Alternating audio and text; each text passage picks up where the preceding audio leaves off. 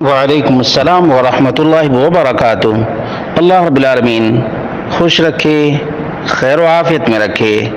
سوال بہت ہی دلچسپ ہے کہ کچھ لوگ جماعت کے ساتھ 8 رکعت تراویح اور 3 رکعت وتر پڑھ لیتے ہیں، اس کے بعد گھر جاتے ہیں اور پھر نمازیں پڑھتے رہتے ہیں، اور جو جماعت کے ساتھ نماز پڑھی ہے انہوں نے اس کو کم سمجھتے ہیں۔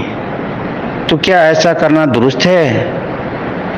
اس کا جواب یہ ہے کہ صحیح بخاری کی حدیث نمبر 6310 ہے، عن عائشہ رضی اللہ عنہا کان النبی صلی اللہ علیہ وسلم یصلی من اللیل 11 رکعہ۔ اللہ کے رسول صلی اللہ علیہ وسلم پوری رات میں نفلی نماز 11 رکعت ہی پڑھا کرتے تھے۔ کتنی؟ 11 رکعت۔ اور اس سے بھی زیادہ واضح اور صریح الفاظ میں ام المومنین عائشہ رضی اللہ عنہا کا بیان ہے، ان رسول اللہ صلی اللہ علیہ وسلم کان یصلی باللیل 11 رکعہ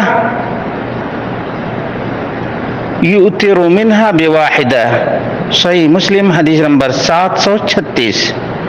اللہ کے رسول صلی اللہ علیہ وسلم رات کی پوری نفلی نماز 11 رکعت پڑھا کرتے تھے، یہ 1 رکعت ان میں سے وتر ہے۔ اس سے بھی زیادہ واضح اور صریح الفاظ عن عائشہ رضی اللہ عنہا زوج النبی صلی اللہ علیہ وسلم قالت، ام المومنین عائشہ رضی اللہ عنہا نے کہا، کان رسول اللہ صلی اللہ علیہ وسلم یصلی فیما بین ان یفرغ من صلاة العشاء وہی التي يدعو الناس والعتمہ الى الفجر۔ رسول اللہ صلی اللہ علیہ وسلم عشاء کی نماز سے فارغ ہونے سے لے کر اور فجر تک 11 رکعہ 11 رکعت ہی پڑھا کرتے تھے۔ الفاظ کتنے واضح ہیں؟ من صلاة العشاء الى الفجر 11 رکعہ، عشاء کی نماز سے لے کر اور فجر کی نماز تک 11 رکعت ہی پڑھا کرتے تھے۔ یسلم بین کل رکعتین، ہر 2 رکعت پر سلام پھیرا کرتے تھے۔ ویؤتر بواحدہ، اور 1 رکعت وتر پڑھا کرتے تھے۔ صحیح مسلم حدیث نمبر 736 ہے۔ معلوم یہ ہوا کہ ان 11 رکعات کو معمولی نہیں سمجھنا چاہیے، بلکہ یہی سنت مصطفیٰ ہے۔ اگر کوئی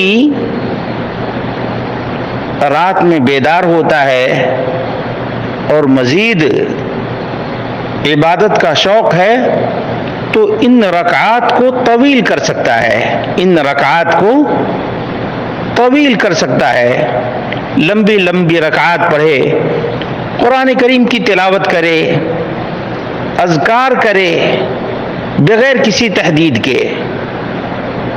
سب سے بہتر اور افضل تو یہ ہے کہ قرآن کریم کی تلاوت کرتا رہے، تاکہ قرآن میں بھی شامل ہو جائیں اور نبی کریم صلی اللہ علیہ وسلم کی سنت پر بھی اکتفا کر لیں۔ اس لیے یہ الفاظ بہت ہی توجہ طلب ہیں۔ من صلاة العشاء الى الفجر، عشاء کی نماز سے فجر تک 11 رکعہ 11 ہی رکعات۔ اسی طرح سے یہ ترمذی کی 440 نمبر روایت ہے، اور نسائی کی 1696 نمبر کی یہی روایت ہے۔ ابو داؤد میں 1335 بھی ہے۔ كان النبي صلى الله عليه وسلم يصلي ما بين أن يفرغ من صلاة العشاء إلى الفجر 11 ركعة يسلم في كل 2 ويؤتر بواحدة. عشاء کی نماز سے لے کر فجر کی نماز کے درمیان 11 رکعت پڑھا کرتے تھے. ہر 2 رکعت کے سلام پھیرتے اور 1 رکعت وتر پڑھ لیا کرتے تھے. ابن ماجہ 1358.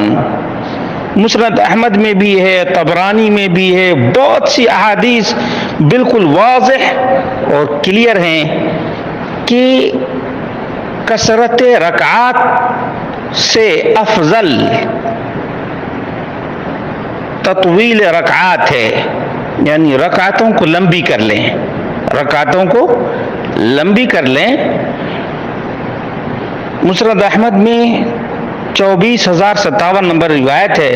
عن عائشة قالت كان رسول الله صلى الله عليه وسلم يصلي بعد العشاء 11 ركعة.